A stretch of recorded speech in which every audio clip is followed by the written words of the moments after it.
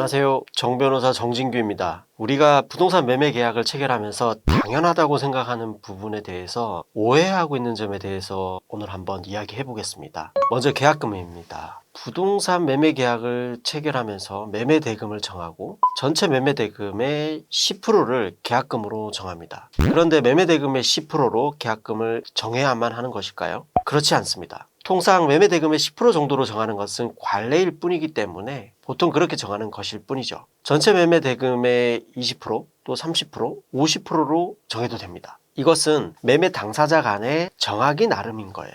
계약금 없이 바로 잔금을 치르는 것으로 해도 상관이 없습니다. 다음으로 계약금 몰치 부분입니다. 많은 분들이 매수인이 계약 위반하여 계약이 해제되면 계약금은 몰치되는 것으로 이야기합니다. 계약을 체결하면서 매도인이 계약금을 3천만 원 받았다고 합시다. 그런데 매수인이 잔금을 주지 않아서, 즉 매수인의 귀책 사유로 계약을 해제하게 되었습니다. 그러면 매도인은 받은 계약금 3천만 원을 몰치하는 것이 당연한 걸까요? 그렇지 않습니다. 매수인의 귀책 사유로 계약이 적법하게 해제되는 경우 매도인은 매수인에게 손해배상을 구할 수가 있어요. 매매 계약 체결할 때 어느 일방의 귀책 사유로 계약이 해제되는 경우 계약금 상당액을 손해배상금으로 한다는 약정, 즉 계약금 상당액의 위약금 약정을 한 경우에 한해서 계약금 3천만 원을 몰치할 수 있습니다. 통상 공인중개사협회에서 제공하는 표준 매매 계약서에는 이런 손해배상에 대한 조항이 부동문자로 기재되어 있습니다. 바로 이 부동문자로 기재된 조항 때문에 계약금을 위약금으로 몰치할 수 있는 거예요.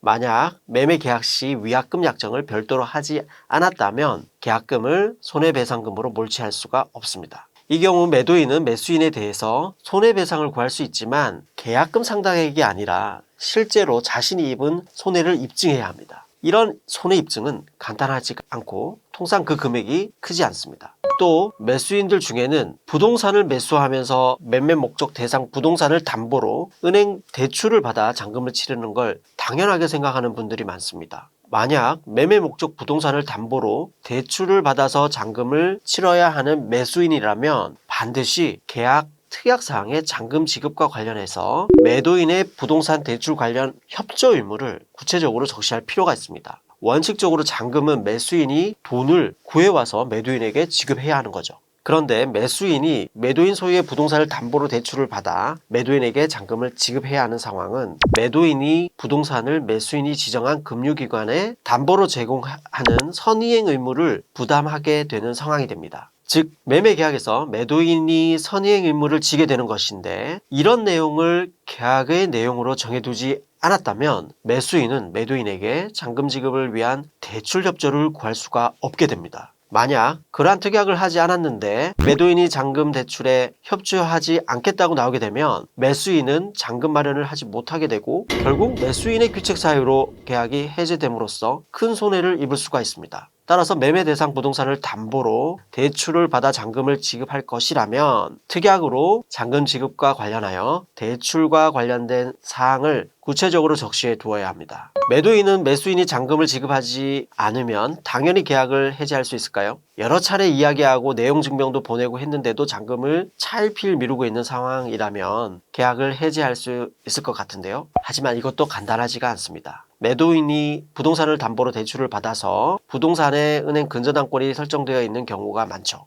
또 임차인이 있거나 매도인이 직접 거주하고 있는 경우도 많습니다. 매도인이 매수인의 잔금 미지급을 이유로 계약을 해지하기 위해서는 계약에 따른 자신의 의무를 했는지를 따져봐야 합니다. 매수인이 잔금을 지급해야 하는 것은 계약에 따른 매수인의 의무인 거죠. 반대로 보면 매도인은 제한 등기가 없는 깨끗한 상태의 등기부 등본 상태의 부동산 이전 등기를 매수인에게 이전해주고 건물을 비워서 매수인에게 인도해야 할 의무가 있습니다. 이러한 매도인의 의무와 매수인의 잔금 지급 의무는 서로 동시이행 관계에 있기 때문에 매도인의 계약상 의무의 이행을 제공하지 않으면 매수인의 잔금 미지급을 이유로 계약을 해지하는 것은 거의 불가능합니다. 매수인이 회생 이나 파산 상태에 들어갔다면 이야기가 달라지지만 그런 사유가 아니면 매수인의 잔금 미지급을 이유로 계약을 해지하는 것은 간단하지가 않습니다. 공인중개사가 다 알아서 해줄 것이고 문제가 생기면 중개사가 당연히 전부 책임을 져야 한다고 생각하는 사람들이 많습니다. 하지만 공인중개사는 공인중개사법에서 정하고 있는 업무 범위 내에서 자신이 할 일을 하는 자들이죠. 이들은 그 범위 내에서 주의 의무를 다한 것으로 인정된다면 책임을 피할 수가 있습니다.